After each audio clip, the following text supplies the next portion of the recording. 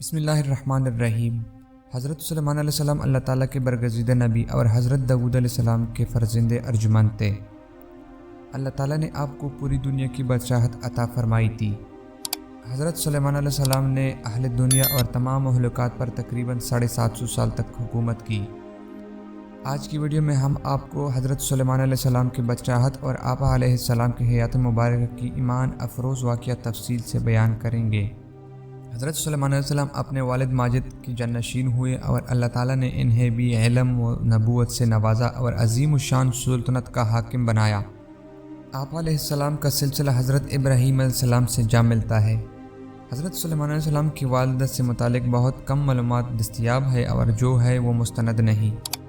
ابن ماجہ میں ایک حدیث ہے کہ رسول اللہ صلی اللہ علیہ وسلم نے فرمایا، سلیمان بن داؤد کی والدہ نے ایک دفعہ نصیحت فرمائی، بیٹا رات بھر سوتے ہی نہ رہا کرو، اس لیے کہ رات کے اکثر حصے کو نیند میں گزارنا انسان کو قیامت کے دن اعمال خیر سے محتاج بنا دیتا ہے۔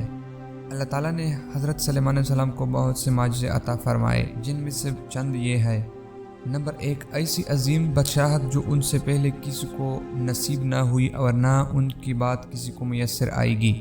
نمبر 2، انسانوں کے علاوہ جنوں اور شیاطین کو ان کے تابع کر دیا۔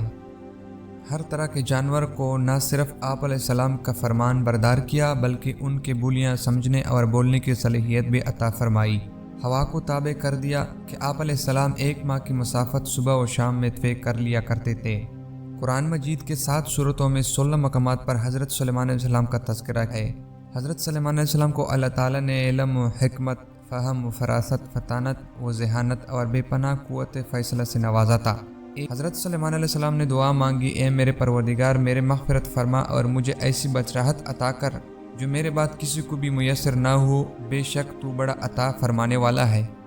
حضرت سلیمان علیہ السلام کی دعا اللہ کے دین کے غلبے ہی کے لیے تھی، چنانچہ اللہ نے دعا قبول فرمائی اور انہیں عظیم الشان حکومت عطا فرمائی۔ دنیا کے ہر شے آپ کے مطیع اور فرمان بردار تھی۔ ہوا کو حکم دیتے تو وہ مہینوں کا سفر گھنٹوں میں طے کر دیتی۔ چرند پرند ہر حکم کی تابعداری کے لیے حاضر ہوتے۔ سرکش جنات ہر وقت ہاتھ باندھے احکامات کی بجاوری کے لیے تیار تھے۔ سورہ انبیاء میں ارشاد ہے، اور ہم نے تیز ہوا سلیمان کے تابع کر دی جو ان کے حکم سے اس ملک میں چلتی جس میں ہم نے برکت دی اور ہم ہر چیز سے باخبر ہے۔ ہوا کا واقعہ حضرت سلیمان علیہ السلام کے ساتھ اس وقت پیش آیا جب آپ علیہ السلام اپنے لشکری گھوڑوں کے معائنے میں مصروف تھے۔ حضرت سلیمان علیہ السلام کے عصر کی نماز فوت ہو گئی، چونکہ اس غفلت کے سبب گھوڑے بننے تھے، لہٰذا انہوں نے اپنے ان خوبصورت گھوڑوں کو ذبح کر دیا۔ حضرت سلیمان علیہ السلام نے جب اپنی سواری کے جانوروں کو قربان کر دیے تو اللہ تعالیٰ نے انہیں اس سے بہتر سواری عطا فرما دی اور ہوا کو حضرت سلیمان علیہ السلام کے تابع کر دیا۔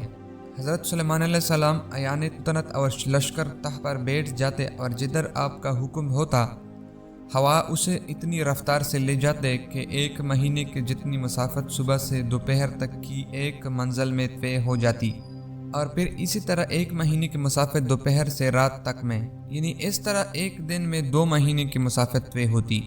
تخت سلیمانی پر 6 لاکھ کرسیاں رکھی جاتی تھی جن پر حضرت سلیمان علیہ السلام کے ساتھ اہل ایمان انسان اور ان کے پیچھے اہل ایمان جنات بیٹھتے۔ پھر پرندوں کو حکم ہوتا کہ وہ تخت پر سایہ کر لے تاکہ آفتاب کے تپش سے تکلیف نہ ہو۔ ہوا اس عظیم الشان تخت کو اٹھا کر جہاں کا حکم ہوتا وہاں پہنچا دیتے۔ بعض روایات میں ہے کہ اس ہوائی سفر کے وقت پورے راستے حضرت سلیمان علیہ السلام سر جھکائے اللہ کے ذکر و شکر میں مشغول رہتے۔ جنات اور شیاطین نوکروں کی طرح حضرت سلیمان علیہ السلام کا حکم بجا لاتے۔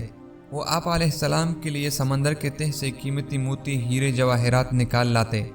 حضرت سلیمان علیہ السلام کو بڑی اور خوبصورت عمارتیں بنانے کا شوق تھا، چنانچہ جنات آپ علیہ السلام کے حکم پر شاندار عمارتیں بناتے تھے۔ اگر ان میں سے کوئی سرکشی کرتا تو حضرت سلیمان علیہ السلام اسے سزا دیتے اور زنجیروں میں جکڑ دیتے۔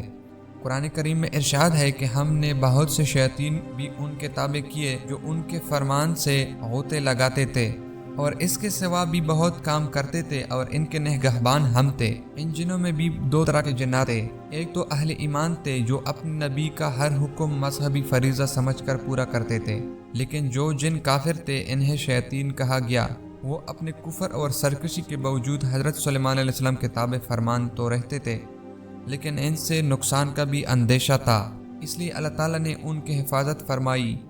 مفسرین فرماتے ہیں کہ اللہ تعالیٰ نے ایک فرشتہ مقرر فرما دیا تھا جس کے ہاتھ میں آگ کا سونڈا تھا۔ جو جن حضرت صلی اللہ علیہ وسلم کے حکم سے سرتابی کرتا، فرشتہ اسے سونڈا مارتا جس سے وہ جل کر بسم ہو جاتی۔ اللہ تعالیٰ نے حضرت صلی اللہ علیہ وسلم کو تمام جانوروں حتیٰ کہ چینٹیوں تک کی بولیاں کی علم سے نوازا تھا۔ ایک مرتبہ حضرت صلی اللہ علیہ وسلم اپنے لشکر کے ساتھ ایک ایسے میدان سے گزرے جہاں چینٹیوں کی بڑی بستی تھی۔ چینٹیوں کی ملکہ نے جب لشکر کو دیکھا تو اب کہا، اے چینٹیوں، اپنے گھروں میں گھس جاؤ، کہیں ایسا نہ ہو کہ حضرت صلی اللہ علیہ وسلم اور ان کا لشکر تمہیں پیروں تلے روند ڈالے اور انہیں روندنے کی خبر بھی نہ ہو۔ یہ بات سن کر حضرت صلی اللہ علیہ وسلم مسکرا کر اللہ کا شکر ادا کیا، اے میرے رب، مجھے توفیق عنایت کر کہ جو احسان تو نے مجھ پر اور میرے والدین پر کیے ہیں ان کا شکر کروں اور ایسے نیک کام کروں کہ تو ان سے خوش ہو جائے اور مجھے اپنے رحمت سے اپنے نیک بندوں میں داخل فرما۔ حضرت صلی اللہ علیہ وسلم کے دور میں قحط پڑا تو آپ علیہ السلام نے لوگوں کو نماز استسقاء کے لیے نکلنے کا حکم دیا۔ جب وہ نماز پڑھنے کے میدان میں گئے تو وہاں ایک چینٹی اپنے قدموں پر کھڑے دعا کر رہی تھی، اے اللہ، میں بھی تیرے مخلوق ہوں، ہمارا بھی تیرے فضل کے بغیر چارہ نہیں، ان پر بارش برسا دیں۔ یہ سن کر حضرت سلیمان علیہ السلام واپس آ گئے اور لوگوں کو کہا کہ اب بارش ہو جائے گی۔ ایک مرتبہ حضرت سلیمان علیہ السلام نے پرندوں کی حاضری لی تو معلوم ہوا کہ ہدہد غائب ہے۔ بغیر اطلاع غیر حاضری ہونے پر آپ علیہ السلام کو غصہ آ گیا اور فرمایا، اگر ہدہد نے غیر حاضری کی معقول وجہ نہ بتائی تو اسے سخت سزا دوں گا اور وہ ذبح کر دوں گا۔ حضرت عبداللہ ابن عباس سے سوال کیا گیا کہ تمام پرندوں میں سے ہدہد کی تفتیش کی کیا ضرورت تھی؟ آپ رضی اللہ نے جواباً فرمایا، حضرت سلیمان علیہ السلام نے کسی ایسے مقام پر قیام فرمایا جہاں پانی نہیں تھا۔